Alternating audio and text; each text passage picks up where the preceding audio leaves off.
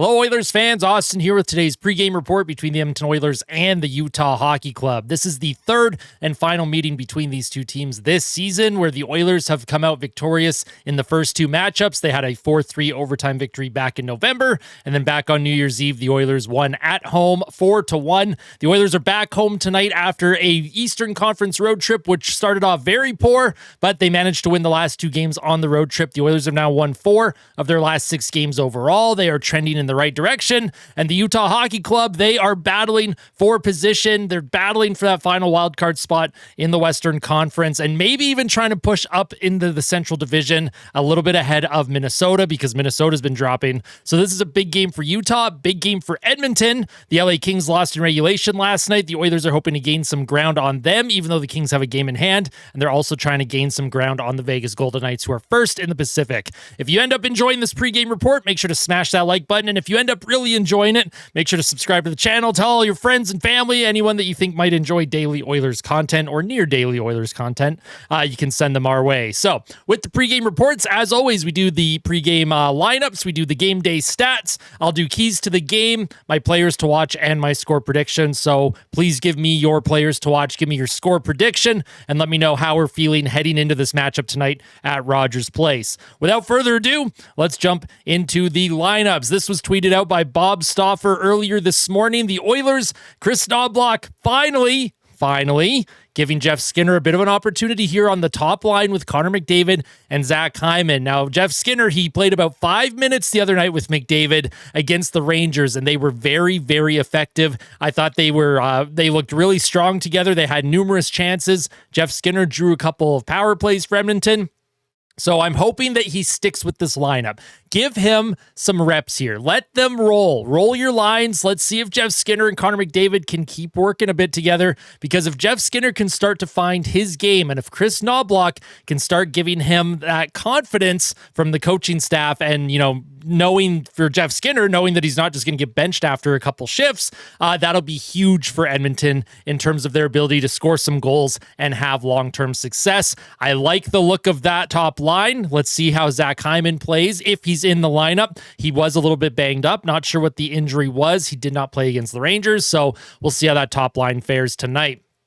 On the second line, you have Corey Perry with Leon Draisaitl and Connor Brown. Now, this line wasn't as effective against the Rangers as they were against the Islanders. However, this is still a very good line. Corey Perry, obviously, at this stage of his career, you don't want him in that top 6 too much. But even though he's 39 years old, he's going to be turning 40 soon. He has 15 goals this year for Edmonton, and he has been consistently really strong all season. And down low in the corners, behind the net, he's very smart. He has silky smooth hands. He might have the softest hands on the whole team. He's a smart player. He knows where to be. Leon Draisaitl likes playing with him. And Connor Brown, he's the Energizer Bunny on that line. Hopefully Connor Brown can get things going here and maybe find a way to get another goal. He's had his looks lately, but he just can't seem to bury them. He either hits the post or misses the net on wide open opportunities. I'd love to see Brown bury one tonight. Third line, you have Vasily Podkolzin with Ryan Nugent-Hopkins and Victor Arvidsson. This is another line that has been looking strong. And if this third line can remain intact, and if Victor Arvidsson can continue to find his offense, Ryan Nugent-Hopkins, of course, had 3 assists against the New York Rangers, maybe one of his best games all season, back in that center position. Down on the third line, he's not going up against other teams' top players.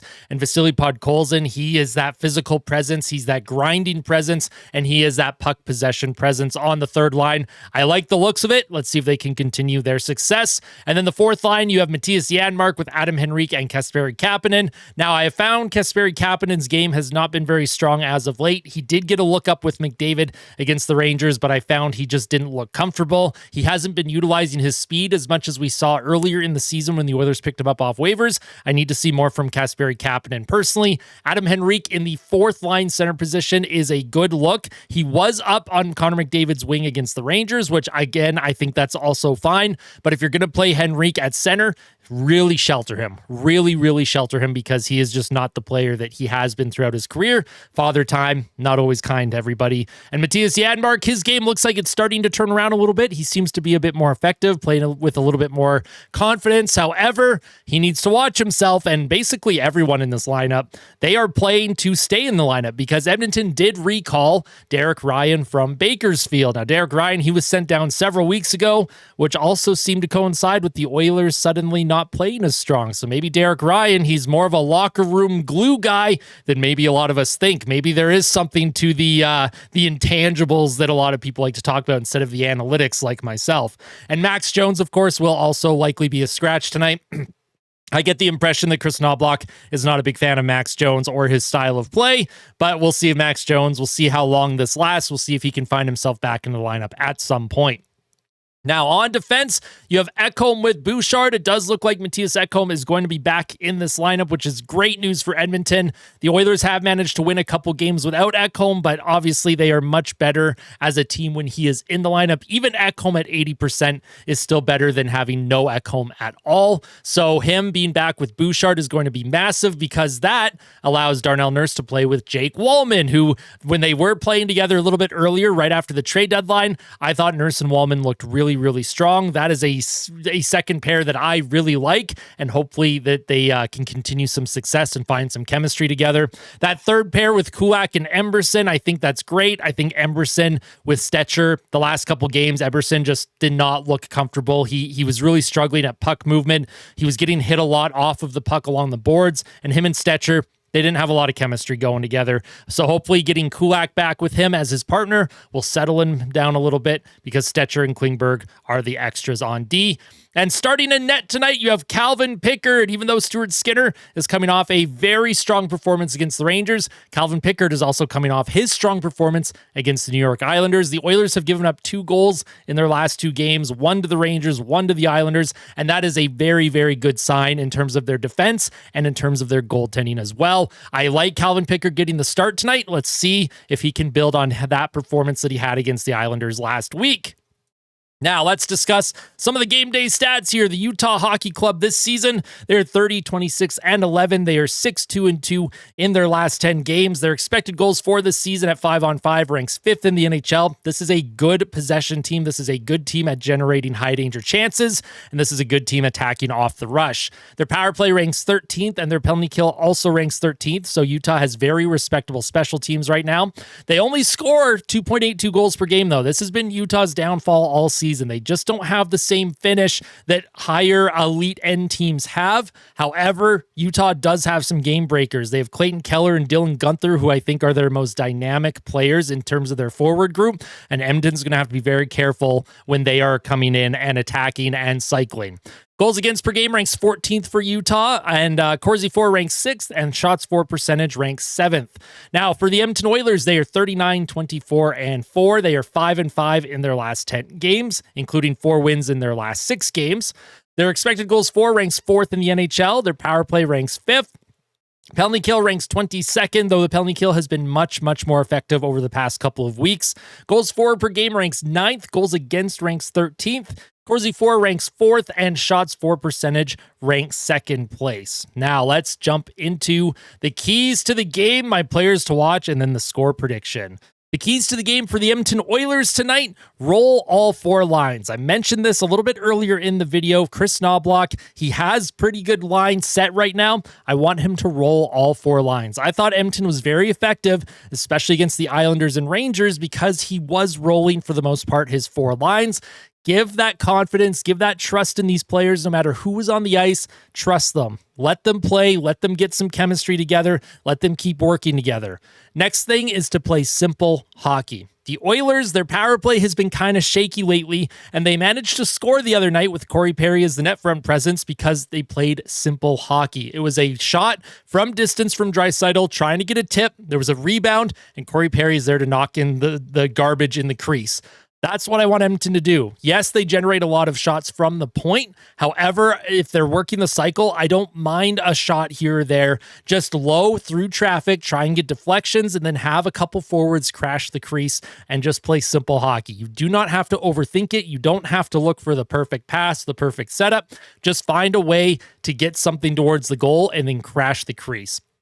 And then also stay structured. That is very important for Edmonton right now. Stay structured. Even though the Rangers had a lot of zone time in that third period and they had a few opportunities, I thought Edmonton did a really good job at continuing to give the Rangers a perimeter. That's all they were allowed, was just being on the outside. Same with the Islanders. They didn't get inside too much. So if the Oilers are staying structured in their defensive zone coverage and also managing the rush chances against, I like Edmonton's chances tonight.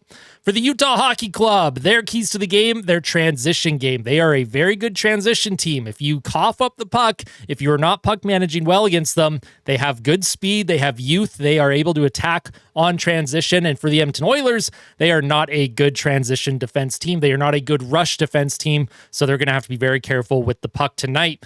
For Utah, also test Calvin Pickard. Yes, Calvin Pickard had a good game against the Islanders. However, can he sustain that? Can he maintain that momentum? If you're Utah, throw everything towards the net. See if Calvin Pickard is struggling with rebound control. See if you can pick some corners and see if you can test him as early as possible. And then the next thing for Utah, remain disciplined. The Oilers managed to get 4 power plays against the Rangers. They only scored on 1 of them. However, that power play is starting to come around for Edmonton. They're getting some looks, and you don't want to give the Oilers too many opportunities. Even though Utah has a pretty okay penalty kill, they have to stay disciplined tonight against the Oilers and their offense. My players to watch, of course, for Edmonton, Leon Draisaitl. He's looking for his 50th goal of the season. Now, it's not just about the individual accolades here. However, he is on 50 goal watch, and he also has over 50 assists this season. I think he's only one of 3 or 4 active players that would have, I think it would be 4 seasons of 50 and 50, so hopefully he can hit that tonight. And for Utah, it'll be Dylan Guenther, he has been injured for a decent portion of the season, but he is so dynamic. He is an incredible shooter. I mean, his shot is just unbelievable. This is a player that I've been watching since he was in junior with the Oil Kings, and he's usually my player to watch for Utah for obvious reasons. Keep an eye out on his game tonight. He's very entertaining to watch. And my score prediction, drum roll, let's do this, Edmonton. Let's do this, Oil Country. I'm going to go 6-4 Oilers. I think we're going to have a shootout tonight. I think it's going to be, well, not like a literal shootout, but, you know, one of those games where it's just high octane, tons of goals, tons of excitement. First game back from a road trip for Edmonton. Usually you're a little defensively shaky. I think their start is going to be slow, but I do expect Edmonton to find a way to finally break through. They are due for a bit of an offensive explosion. And for Utah, they're going to be playing desperate hockey. Let's see if this score prediction ends up coming true. But you know what? It's just all for fun. It's not serious. This is something that is not scientifically backed at all. I just like doing it. If you enjoyed today's pregame report, just smash that like button. That's all I ask. That goes a long way in supporting the channel. Thank you for your continued support. As always, everyone that does tune in, if you're new to the channel, thank you as well for your support today. It means the world. Before the game tonight, tell some that you love them. And as always, fight like a kid, fight like Ben. Let's go Oilers.